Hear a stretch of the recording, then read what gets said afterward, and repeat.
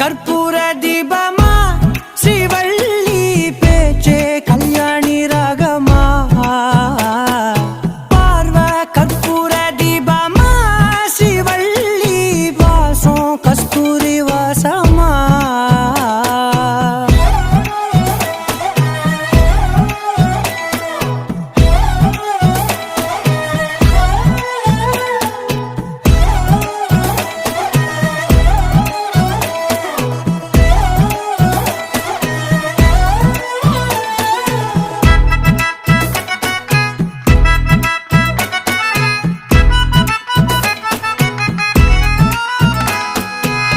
கூட்டத்துல போனா